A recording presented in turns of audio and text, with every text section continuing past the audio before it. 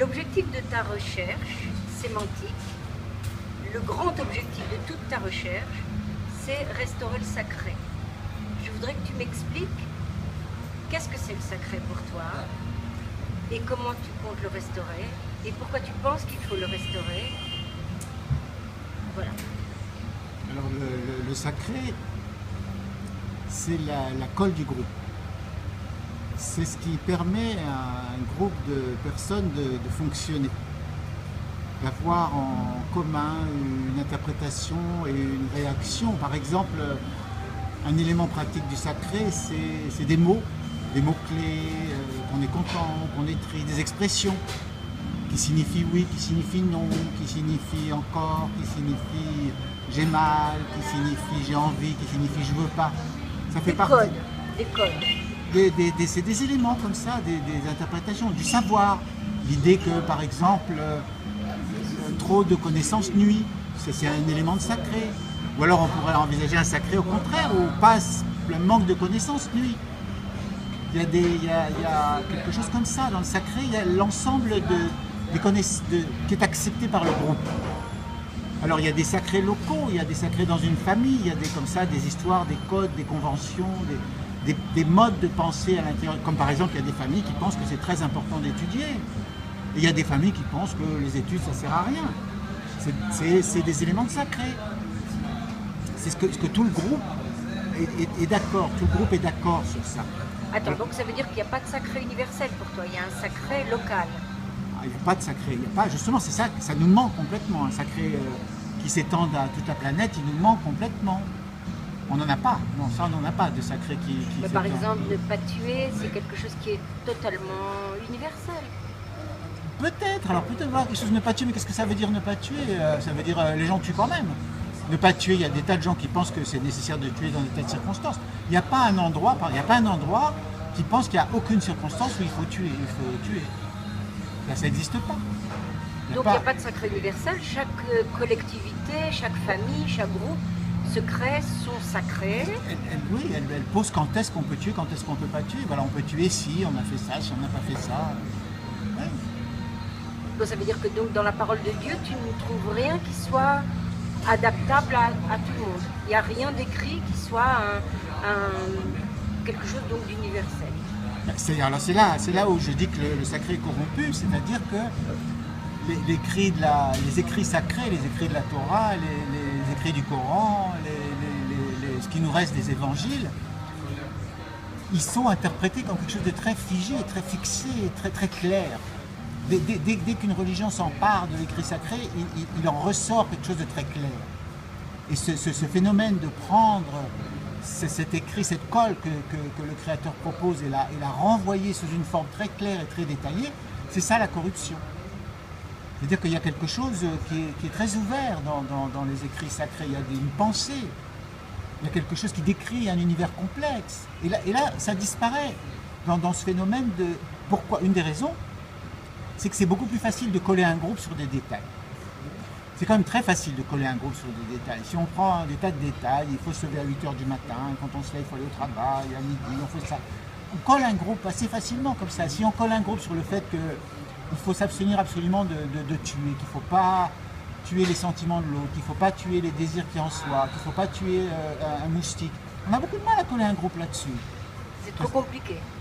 Et puis on peut pas, je veux dire, le moustique on a envie de le tuer, les mouches elles nous emmerdent, l'autre il est agaçant, on ne peut pas respecter tous ses sentiments. Il y a quelque chose où c'est trop difficile. Donc on se rabat sur des sacrés plus faciles à implémenter, qui marchent mieux. Mais à mon sens, dans ce processus, on perd l'essence du message divin. Alors attends, ça veut dire que dans le message divin, il y a quelque chose de cet ordre-là qui serait plus vague, plus imprécis, qui laisse ouvert la porte à des choses, et la rabbanout ou les prêtres ont rendu la parole de Dieu plus limitée, plus précise. C'est pas vague, c'est complexe. Okay. C'est-à-dire que c'est quelque chose de complexe. Et cette complexité, elle prête mal à la création d'un groupe. C'est beaucoup plus simple de créer un groupe avec des règles simples. Avec la complexité, on a du mal à créer un groupe. Et donc, il y a une espèce de guerre entre justement le Dieu qui donne des messages et qui après envoie des prophètes pour dire vous n'avez pas compris mon message. Parce qu'effectivement, quand on utilise le message de Dieu, il y a une profonde vérité dans le message de Dieu. Mais quand on l'utilise pour le réduire, pour le simplifier, pour le rendre comme ça efficace dans la création d'un groupe, il se perd en même temps. Mais comme d'un autre côté il contient quelque chose du créateur, il est efficace. Et donc c'est une dynamique comme ça. Ok, alors quel est le projet qui consiste à restaurer le sacré? Ça veut dire quoi? Ça veut dire réétudier les textes et sortir la parole de Dieu? D'abord, je crois qu'il faut étudier au moins le Coran et la Torah ensemble. Je crois que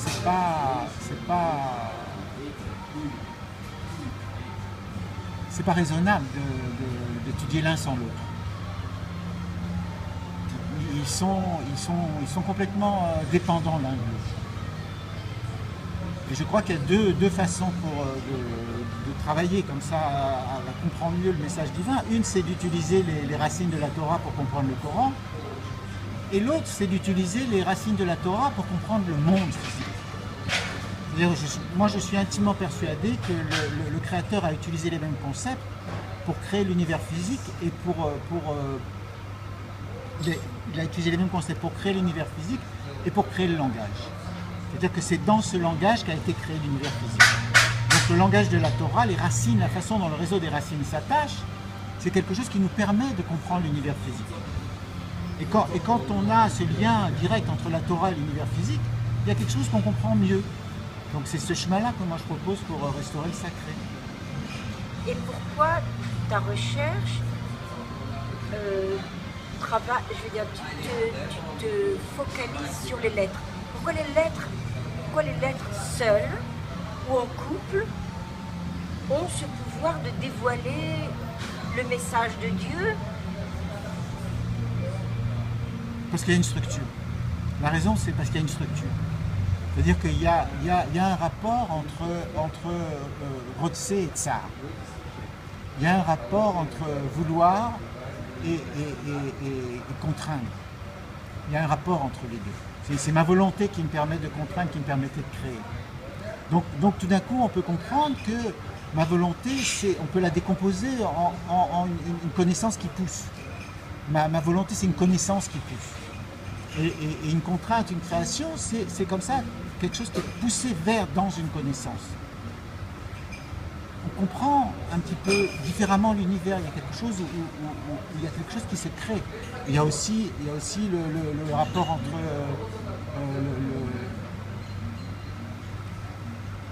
il y a le couple entre Aleph et Resh. Il y a l'identité de la connaissance. La lumière, c'est l'identité de la connaissance. Et voir, c'est la connaissance de l'identité. Maintenant, tout d'un coup, on voit. Ce que je vois, c'est plus ce que je vois. C'est pas quelque chose d'absolu. C'est la connaissance de mon identité. C'est comme ça que mon identité perçoit les choses.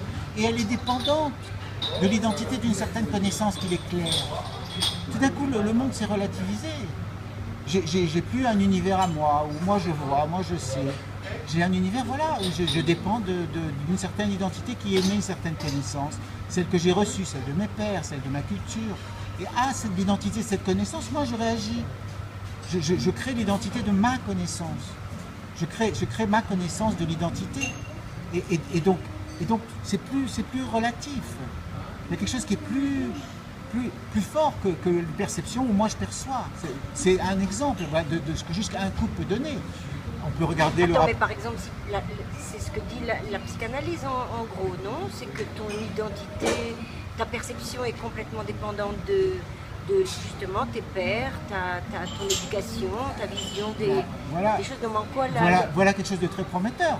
En analysant un couple de l'aide de la Torah, on aboutit à une des conclusions essentielles de la psychanalyse. Voilà vraiment quelque chose de prometteur. On a plein de couples à voir. On peut voir par exemple On peut décomposer le sens de Elohim. Ce que la psychanalyse n'a pas fait. Mais on peut décomposer le sens de Elohim. Donc Elohim, c'est des multiples centres. Qu'est-ce que ça veut dire? On peut regarder tout d'un coup notre univers en termes de multiples sens. Centres. Centres, oui, de multiples centres. Et on le voit, notre univers, en termes de multiples centres. La famille, le travail, la vie, le village, le pays, la langue, les mathématiques, la religion. L'univers est fait de multiples sens. Mais ça veut dire que c'est Dieu, tout ça? C'est Dieu qui C'est l'identité profonde de Dieu. C'est l'élément fondamental de son caractère qu'il a utilisé pour créer notre monde. C'est celui-là, c'est Elohim. C'est des multiples centres. Voilà, on prend on peut voir le rapport, par exemple, Lacan, il dit Dieu c'est le Père. On peut voir ce rapport dans les lettres hébreux entre elle et Av, où on a un truc un petit peu plus fin, que Dieu c'est l'identité cible, et le Père c'est l'identité intérieure. Il y a quelque chose de beaucoup plus local dans l'identité du Père. Alors c'est vrai que quand on est à l'intérieur du groupe, alors il se superimpose. Mais à l'intérieur d'une famille, l'identité du Père et l'identité de Dieu, elle se superimpose. Mais quand on sort, elle change. Quand on sort du groupe, alors on a même des identités de Dieu qui sont différentes. On a quelque chose de plus fin. Et encore, c'est ce que je veux dire, qu'en regardant les lettres hébreux, on découvre des structures qui sont connues, et des fois, on découvre des structures qui sont nouvelles, qui sont moins évidentes. Comme par exemple le rapport entre l'état de parcelle. Qu'est-ce que ça veut dire qu'on ne soit pas parcelle? Qu'on ne soit pas parcelle. La découverte comme ça, peut-être. Alors, est-ce qu'on peut trouver un truc qui soit vraiment un bon exemple? Le rapport de Shammai et Eretz, voilà. Voilà quelque chose que moi j'ai découvert dans la Torah. Je suis presque sûr que je ne le savais pas avant. J'arrive pas à voir d'où je vais pu le tirer avant. Il y a dans le monde le langage et l'atmosphère, c'est tous les deux des phénomènes chaotiques. Alors c'est vrai que les phénomènes chaotiques, je les ai appris dans la théorie du chaos. Ça c'est vrai. Mais je les ai pas vus. J'ai pas vu la théorie du chaos exprimée en termes de langage. Ça, j'ai pas l'impression que c'est quelque chose qu'on m'a dit. J'ai l'impression que c'est quelque chose que j'ai trouvé dans la Torah, parce qu'au début, Dieu a créé deux choses. Le vouloir et le shamaïm, Eretz et shamaïm. Et que le fait que shamaïm, ça soit un processus chaotique, c'est parce que c'est la racine shem. C'est à la fois l'atmosphère et la racine shem. C'est-à-dire non, de la nomination, de la symbolisation, la capacité à symboliser, du langage. Et les places. C'est les places parce que nous, on l'a traduit par les places, parce qu'on cherchait, il y a un autre élément qui est dans la Torah qui est très simple, qui est que place et nom, c'est la même chose. Mais on peut se demander pourquoi. C'est parce qu'un nom, c'est une place dans l'espace symbolique. Mais ça, c'est quelque chose qu'on sait. Il y a quand même beaucoup de gens qui savent qu'un nom, c'est une place dans l'espace symbolique. Alors que j'ai l'impression que l'idée que l'atmosphère, c'est un milieu chaotique du même ordre que le chaos, ça, c'est quelque chose qui sort de la Torah pour moi. Peut-être je me trompe, peut-être que c'est une idée connue, mais moi, je n'ai pas l'impression d'avoir... Alors, ça fait un certain nombre de choses qu'on connaît déjà, qu'on trouve. Moi, j'ai l'impression qu'en continuant à observer la structure des racines, on va trouver des choses qu'on ne connaît pas. Ok, alors reviens un petit peu à qu'est-ce qui est corrompu dans le sacré. Ce qui est corrompu, c'est par exemple quand Dieu dit je prends à témoin le Eretz, quand Moïse dit je prends à témoin le Eretz et Shamaim, et Ida Bam et Eretz et Shamaim. Alors nous on dit il prend à témoin le ciel et la terre. Qu'est-ce que ça veut dire? Le ciel et la terre, ils vont témoigner. Qu'est-ce qu'ils vont faire, le ciel et la terre? Ils vont dire quoi? Ils vont faire quoi? Ça n'a pas de sens. Et dans ta théorie... on prend à témoin la relation entre le vouloir et la nomination.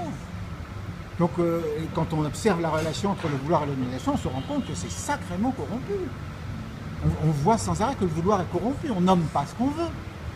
On voit des groupes où, en interchangeant les vouloirs, le bien de l'un devient le mal de l'autre, et vice-versa, en une minute. Il y a une espèce de désordre entre le vouloir et la nomination. Ça, c'est quelque chose que l'interprétation donne. Cette distorsion entre le vouloir et la nomination comme une preuve de l'état de corruption du monde, c'est quelque chose que tout d'un coup on lit la Torah différemment. Donc ça change quelque chose. Mais qu'est-ce que ça change dans notre façon de vivre, de comprendre ça? Ah bah, tout d'un coup, le message divin, c'est que il faut observer ça. Il faut observer quoi? Notre volonté, La notre différence entre le vouloir. vouloir et la nomination. Il ne faut pas dire ah, il faut vouloir le bien, ou il ne faut pas dire ah, il faut nommer le mal. Alors qu'est-ce qu'il faut dire? Quel est le rapport entre ce que je veux et ce que je nomme. Il faut travailler à ça, à la vérité entre ce que je veux et ce que je nomme. C'est comme ça qu'il faut choisir. Et quand on arrive à la vérité, qui est que je veux des choses qui sont contraires à la colle, justement. Alors, justement, à la colle du soit groupe. on fait confiance à la Torah. Au fond, c'est ça que Dieu dit. C'est ça le chemin.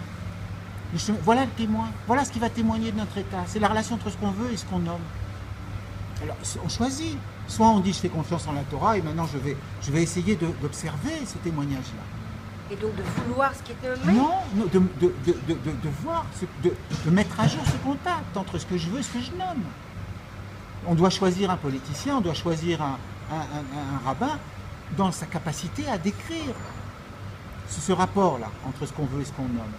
Pas dans sa capacité à nommer ce qu'il veut, et pas dans sa capacité à nommer comment l'autre veut le travers, et pas dans sa capacité à vouloir le bien, et pas dans sa capacité à vouloir le mal, mais dans sa capacité à comment les deux entrent en action. C'est ça. À ce moment-là, on sera un peu plus dans la Torah. C'est-à-dire donc savoir ce qu'on veut et savoir comment on nomme. Est-ce qu'on nomme ce qu'on veut? Ou d'une autre façon, dans quelle mesure on nomme pas ce qu'on veut? Parce que c'est ça la réalité. Dans l'immense majorité des cas, on ne place pas son désir là où il est. On le place ailleurs. Mais pourquoi? Et pourquoi on fait ça? Qu'est-ce qui nous empêche? Oui. Qu'est-ce qui est corrompu là-dedans? Tout nous empêche. Mais c'est la société qui nous empêche. Ben, Si par exemple on a parce que la société n'a pas mis la bonne valeur au sommet. La société n'a pas mis au sommet la valeur que ce qui est important, c'est de nommer ce que je vis. Elle a mis au sommet que ce qui est important, c'est de dire que je vis comme il faut. Et si chacun commence à dire qu'il veut autre chose que ce qu'il a l'air de vouloir, comment on peut... Elle est où la colle? Parce que chaque volonté va s'opposer à la volonté de l'autre et comment on s'organise en groupe? Là, c'est le signe, le symptôme. C'est clair que c'est un symptôme. L'avantage qu'il a de symptôme, c'est qu'il est incorruptible. C'est-à-dire qu'on voit maintenant, on peut faire tous les efforts qu'on veut, le lien entre ce que je veux et ce que je nomme, il va toujours réapparaître. C'est pour ça qu'il est beau comme symptôme. Ça ne veut pas dire que c'est ça qui va être la mesure.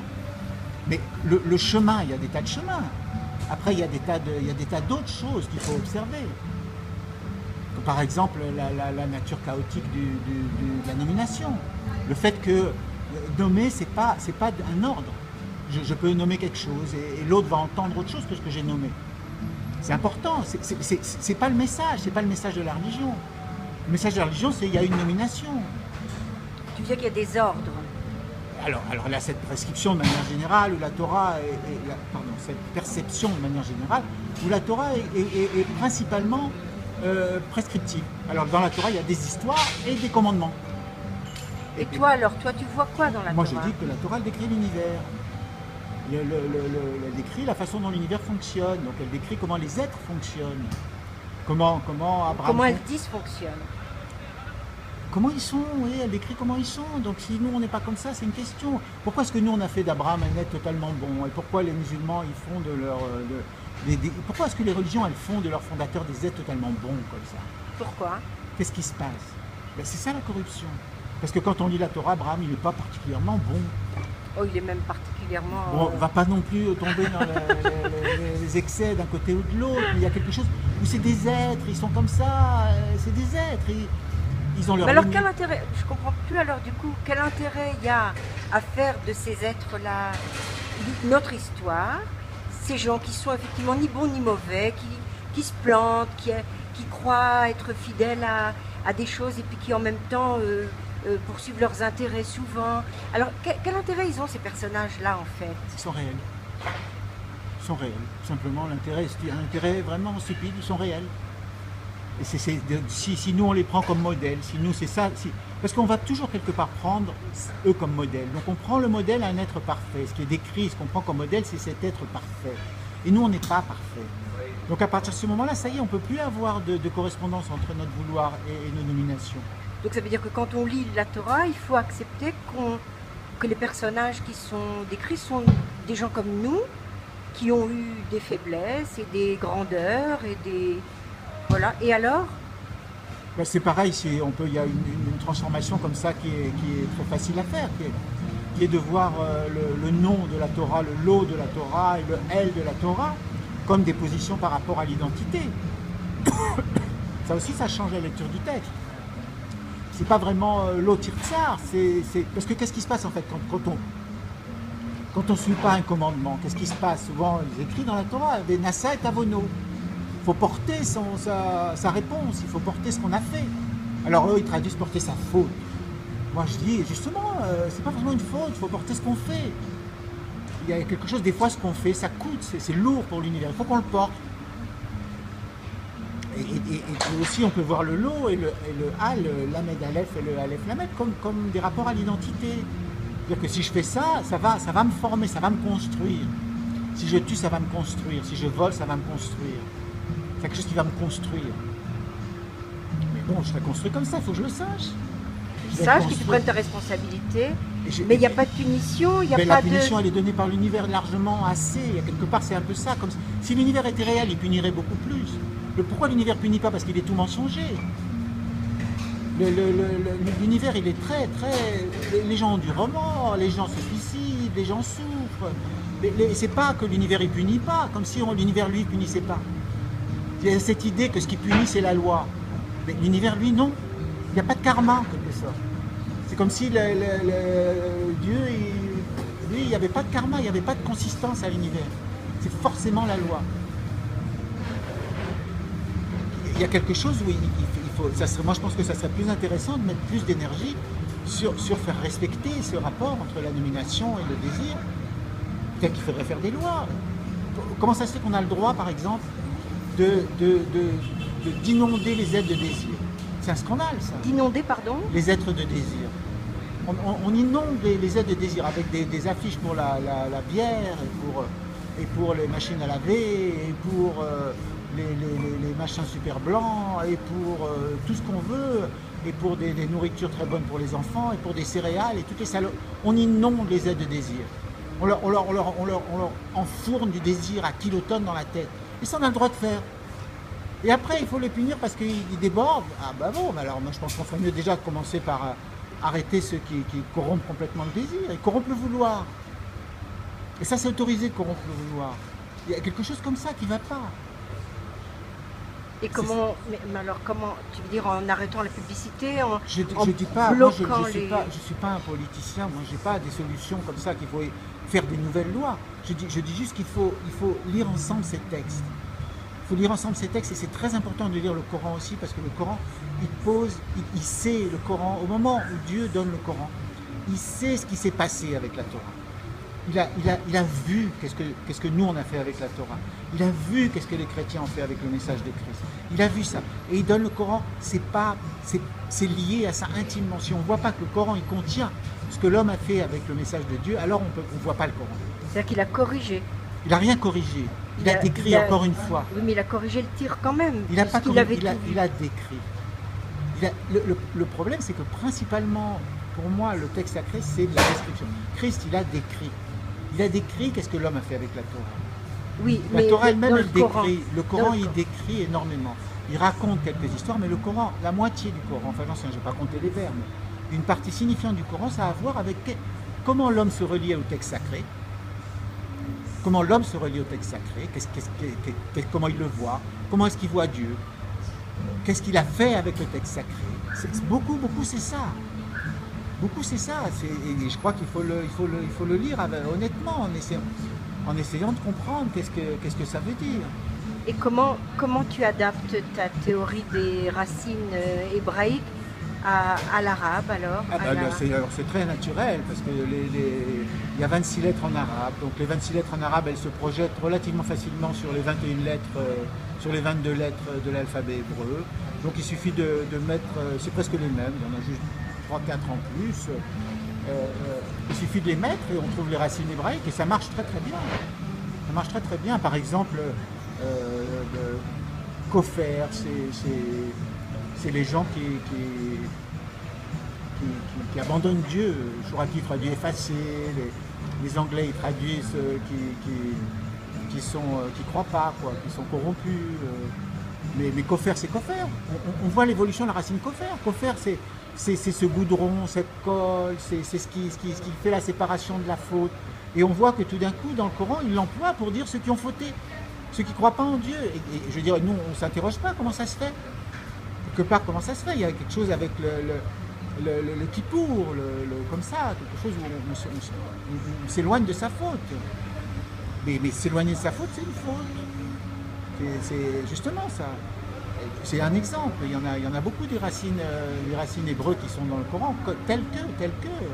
Et qui sont donc traduites de façon dichotomique comme ça, c'est-à-dire c'est bien ou mal et ça laisse pas... le Coran malheureusement est très très dichotomique, alors il est férocement dichotomique. Ça, il y a surtout la traduction de Chouraki, moins, il est assez génial parce qu'il a vraiment fait un effort pour être moins dichotomique, mais la traduction que j'ai lue en anglais, alors c'est féroce, quoi. C'est le feu, la flamme, le supplice, les grands supplices, les malandrins, les voleurs, les bandits. Il y a que ça. C'est ça qu'on connaît de ce qu'est censé dire le Coran. Donc plein de sang, comme la Torah. Oui, c'est ça. Quand on prend la racine hébreu, ça se tempère. Il y avait une phrase très belle où au fond, il dit le rapport de l'homme à l'écrit, c'est comme le rapport d'un homme à son fils. Et si l'être qui se perd dans lui, il ne peut pas croire. C'est beau quand même de dire que il se perd dans son fils. Qui se perd dans lui, qui passe, si c'est dans l'écrit ou dans son fils. Mais dire que le rapport de l'homme à l'écrit, c'est comme le rapport d'un homme à son fils, c'est dire qu'une partie de ce que l'homme dit de l'écrit, c'est ce qu'il a créé. Il y a comme ça, c'est fort comme image quand même. Et pourquoi il faut que j'aille trouver moi ça dans le Coran, cette image-là? Pourquoi je la trouve pas dans la nature? C'est-à-dire qu'en fait, l'homme met dans son fils et dans ce qu'il lit son identité, quoi. Mais bien sûr, c'est hors héros, c'est ce qu'on fait. C'est pas mal, c'est comme ça. C'est un point de départ. C'est comme ça, c'est la description. Si on essaye de punir ça, on punit la capacité du langage à être du côté du chaos. Le langage ne peut plus fonctionner tout simplement. Non, mais ce dont tu parles, c'est un langage alors très très personnel. Chacun, on a notre identité qui détermine une façon d'entendre. Voilà. Et la nature du sacré, c'est de créer quelque chose qui est commun. Mais comment c'est possible si on a justement chacun notre... Déjà qu'avec un langage perverti, même si on l'a tellement perverti, oui. On arrive quand même à... Moi, j'ai un point de vue différent, moi. Moi, j'ai l'impression qu'on ne parle pas. C'est-à-dire que c'est très dur de communiquer, c'est une plainte qu'on a régulièrement, les gens ne parlent pas, ils disent nous on ne parle pas, j'arrive pas, je ne sais pas ce qu'ils pensent, je ne sais pas ce qu'elle dit. Et quand on parle, on ne s'entend pas. On ne s'entend pas justement, peut-être pour ça, mais peut-être pour ça. C'est peut-être exactement le contraire, c'est que la raison pourquoi quand on parle on a des malentendus, et qu'après tant de malentendus on s'épuise, on n'a même plus envie de parler. La raison, c'est peut-être justement ça, qu'à la base il n'y a pas cette acceptation que le langage c'est aussi quelque chose de personnel, une expression de l'identité. Et que donc il faut sans arrêt être dans le chaos, dans cette flexibilité quand on est dans le langage. On ne peut pas en vouloir à quelqu'un parce qu'il a dit ça, alors il a dit ça. Comment il peut dire ça? Il y a une flexibilité, il y a quelque chose comme ça. On ne peut pas déclarer quoi. Mais attends, on est capable d'entendre l'identité de l'autre dans ce qu'il dit à travers le langage. On est capable de décrypter, donc de pardonner, de comprendre. On n'est pas capable tout simplement de comprendre, parce que ça veut dire qu'il faut comprendre, chaque fois qu'on a une conversation avec quelqu'un, il faut prendre en compte la totalité de son être. Mais c'est exactement comme de parler, c'est d'une complexité. Lire, c'est apprendre à lire, c'est une complexité extrême. C'est pas naturel, on utilise des zones bizarres du cerveau. C'est très dur d'apprendre à lire un autre alphabet quand on a passé un certain âge. C'est très dur d'apprendre une langue quand on a passé... À parler, c'est dur. Alors, pourquoi nous, on s'est habitués comme ça à parler rigide? Si on était depuis l'enfance avec un parler plus souple, on s'en tirerait mieux. Moi, je pense qu'on parle très souple. C'est l'autre qui n'entend pas très souple. Ah. C'est ça le problème. Ah,